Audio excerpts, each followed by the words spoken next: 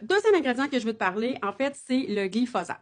Le glyphosate, c'est quoi? On va l'appeler souvent sous le nom commercial, on va l'entendre Roundup. C'est un herbicide qui est utilisé dans la culture principalement du maïs et du soya, mais il y a des gens qui l'utilisent dans leur jardin.